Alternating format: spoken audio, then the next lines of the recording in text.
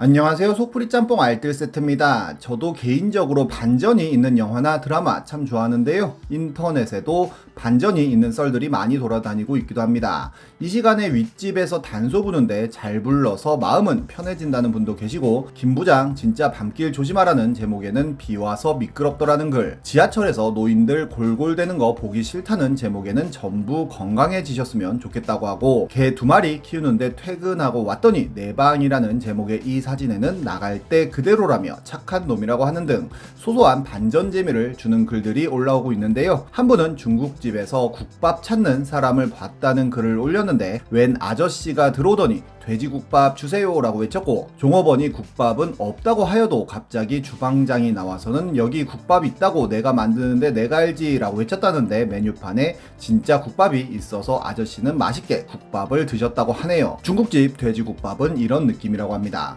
본인이 찐따였다는 한 학생은 담당 일진이 갑자기 반장 선거 때 본인을 추천했다고 하는데요. 일진 무리들이 본인을 격렬하게 지지해 결국 반장이 되었다고 합니다. 그렇게 1년을 질리도록 갈굼당했는데 2학년이 되어도 또 일진 무리와 같은 반이 되었다고 하는데요. 또 일진이 정치질을 하여 글쓴이가 반장이 되었다고 합니다. 그러다 갑자기 자신감이 붙어 회장 선거까지 출마했다고 하는데요. 회장 단일 후보로 올라가서는 담당 일진의 격렬한 지지 연설을 통해 찬성률 50%를 넘겨 회장에 당선이 되었고, 덕분에 생기부가 빵빵해져 경희대 네오르네상스 전형으로 대학까지 갔다고 하네요. 요즘엔 일진 친구가 자기 덕분에 대학 갔으니까 성공해서 만나면 밥이나 사라고 했다고 합니다. 한 분은 사막여우 분양받았다며 사진을 올리면서 곤충, 쥐, 작은 새, 도마뱀 알 같은 걸 먹이로 알고 있긴 한데 뭘 먹여야 할지 물어보는 질문을 올렸는데요. 딱 봐도 개같이 생긴 모습에 사람들이 개라고 하자 그는 150이나 주고 데려온 사막여우라고 우겼고, 사람들은 사막여우는 150으로 데려오기 힘들다고 하면서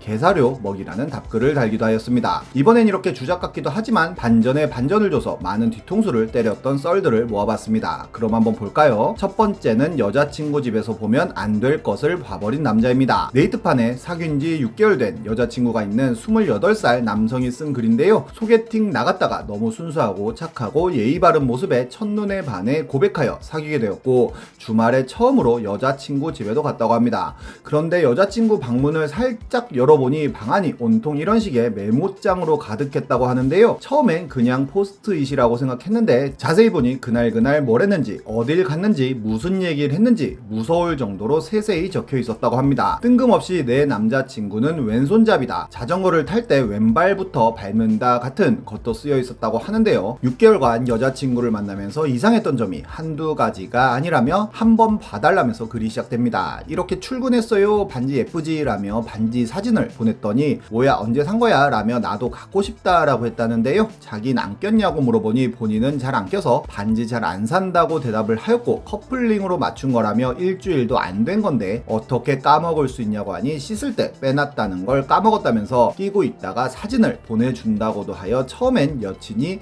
몰카하는 줄 알았다고도 하고, 저번에 갔던 식당에 일주일 만에 다시 갔는데도 이런데 처음이야 라면서 신나하기도 하고, 데이트 도중에 항상 핸드폰을 붙잡고는 누군가와 연락을 한다고까지 합니다. 너무 화가 나서 데이트하는 시간만이라도 나한테 집중해주면 안 되냐고 하자 화장실에 들어가서 안 나오더니 30분 후에 자리로 돌아와서 미안하다고 했다는데요. 핸드폰으로 뭘 하는 거냐고 물어도 절대 보여주지도 않는다고 합니다. 그리고 마지막으로 핸드폰을 하다가도 대화를 나누다가도 길을 걷다가도 갑자기 멈춰서선 글쓴이의 얼굴을 뚫어져라 쳐다본다고 합니다. 뭐가 묻었냐고 물어보아도 응시하듯이 10초 정도를 쳐다본다고 하는데요. 과장이 아니라 하루에 10번 정도는 그렇게 쳐다본다고 합니다. 이런 점들만 빼면 완벽한 여자친구라고 하는데요. 혹시나 정신병 중에 이런 류가 있냐며 헤어져야 하냐며 글을 마무리 짓습니다. 당연히 댓글들은 소름 돋는다는 글로 가득 찼는데요. 데리고 정신과를 한번 가보는 건 어떠냐는 글부터 여자친구가 피해도 붙잡고 이야기 한번 해봐야 할 것 같다며 자신 없으면 빨리 헤어지라는 댓글 등이 배풀이 됩니다. 그런데 지나가던 의대생이라는 분이 선행성 기억 상실증 같은데 한번 확인해보라는 댓글을 남기는데요. 눈 뜨면 전날의 기억이 다 사라지는 거라며 어떻게 해서든지 글쓴이를 안 잊으려고 엄청 발버둥 친 것 같다는 내용이었습니다. 결국 추가 글이 올라오는데요. 댓글 하나하나 다 읽다가 어떤 분이 선행성 기억 상실 장애가 아니냐고 하여 여자친구한테 직접 기억 상실이냐고 물어봤다고 합니다. 여자친구는 오열을 하며 30분 정도를 울었다고 하는데요. 핸드폰 붙잡고 있었던 이유는 대화 내용을 하나도 빠지지 않고 기억하려고 했던 것이었고, 화장실 가서는 기록했던 기억들을 어떻게 해서든지 외우려고 울면서 외웠으며, 계속 글쓴이를 바라보는 것도 조금이라도 머릿속에 떠오르기 위함이었다는 것이었습니다. 글쓴이 역시도 엄청나게 울었다는데요. 혹시라도 바람피는 게 아닌가 생각한 본인이 밉다고까지 합니다. 그런데 이 글이 우대에도 수입되자 한 우대인이 해당 포스트잇 사진을 이미지 검색해보니 토스트집이 나왔다고 합니다. 그리고 오늘 밤 세계에서 이 사랑이 사라진다 해도 라는 책의 내용이 이런 내용이라 결국 책 바이럴이었다는 결론입니다. 이와 비슷한 내용은 또 있는데요. 가난한 여친 사귄 썰입니다. 인터넷에 돌아다녔던 자작 웹툰인데요. 대학 때 동기 여자애가 낯도 많이 가리고 뭔가 어두운 기운이 있었다고 합니다. 그런데 담배 피러 갔다가 담배가 없어서 체념하고 있는데 그 여자애가 하나 피우라며 줬다고 하는데요. 휙 돌아서서 갈 길 가는 그 모습에 반했고, 이후로 일부러 괜히 인사하고 친근한 척 말도 걸었다고 합니다. 결국 고백까지 갔다고 하는데요. 여자가 누굴 사귈 상황이 아니라며 거절을 하였지만 끈질기게 꼬셔서 결국 사귀게 되었다고 합니다. 점점 여자도 마음을 열었고 함께 있는 게 마냥 좋았다고 하는데요. 여자는 만날 때마다 같은 옷을 입고 같이 밥 먹으러 가면 배부르다며 안 먹기도 하는 등 간단한 데이트 비용도 굉장히 부담스러워했다고 합니다. 결국 알고 보니 20살 때 처음 사귄 남자한테 본인 명의로 목돈을 대출받아줬다고 하는데요. 전 남친이 잠수를 타며 신용불량자가 되어 지금도 빚을 갚고 있다는 것이었습니다. 오히려 그 상황을 알게 되니 오해가 풀리면서 너무 여친이 가여웠다고 하는데요. 검소한 데이트를 하기로 약속하여 원룸방에서 대부분 지냈는데, 그렇게 그 아이가 해주는 밥을 먹고 함께 집에서 영화를 보고 편의점 맥주를 사서 공원에서 마시는 데이트를 했다고 합니다. 하지만 시간이 지날수록 이런 상황에 질려갖고 애정도 식어갔다고 합니다. 그러다가 여친이 글쓴이의 새 아이폰 액정을 박살낸 일이 있었다고 하는데요. 글쓴이는 이를 기회 삼아 다시는 연락하지 말라고 수리비 청구까지 한다며 헤어졌다고 합니다. 하지만 오히려 지속적으로 여친이 생각이 났고 큰 상처를 준 것 같아 후회가 되었다고 하는데요. 연락을 하고 싶었지만 연락은 할 수 없었고 결국 입대 날이 다가왔다고 합니다.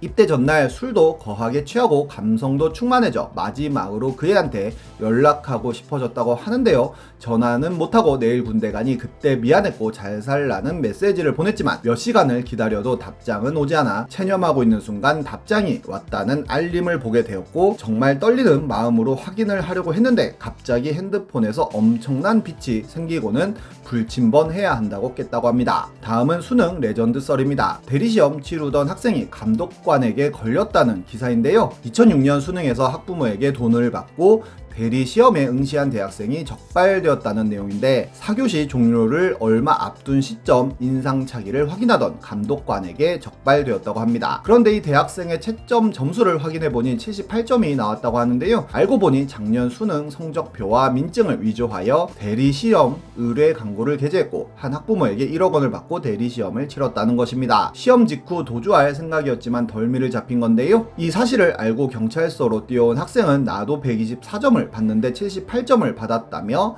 분개하며 폭행까지 했다고 합니다. 그런데 이모군이 받았다는 현금 1억 원은 위조 지폐로 확인되어 더욱 큰 충격을 줬다는 딱 봐도 주작 같지만 흥미진진한 기사입니다. 다음은 아래층에서 올라온다는 녹차향 사건입니다. 작년에 세상에 이런 일이 나왔던 내용인데요. 아랫집에서 올라오는 냄새 때문에 고통받고 있다는 분이 제보를 했다고 합니다. 3년 전부터 집안에 향냄새가 들어왔다고 하는데요. 공기청정기를 2대나 구입해도 소용이 없었다고 하고 항의하니 녹차향으로 바뀌어 냄새 때문에 불면증에까지 시달린다고 합니다. 그렇게 3년 동안 냄새가 나자 빡친 제보자는 새벽 2시에 발을 구르는 식의 항의를 하였고, 아랫집은 층간소음 때문에 빡쳐서 두 집의 사이는 안 좋았다고 합니다. 제작진이 아랫집을 찾아가 곳곳을 뒤지면서 냄새가 날만한 것은 모두 찾아봤지만 냄새가 날만한 것은 전혀 없었다고 하는데요. 결국 전문가를 불러 냄새의 원인을 찾았는데 알고 보니 제보자의 집에 있던 유통기한 한참 지난 클렌징 클렌징 크림에서 음식물 쓰레기보다 더 심한 냄새가 났고 제보자를 이거 열어본 적이 없었다며 믿지 못하는 모습을 보여주기도 했습니다. 결국 아랫집에 내려가 진심을 다해 사과했다고 하네요. 그 외에도 정말 많은 반전 썰과 영화들이 많은데요. 개인적으로는 영화 업이 알고 보니 실화 기반이었다는 사실이 살면서 느낀 가장 큰 반전이었던 것 같네요. 지금까지 속풀이 짬뽕 알뜰 세트였습니다.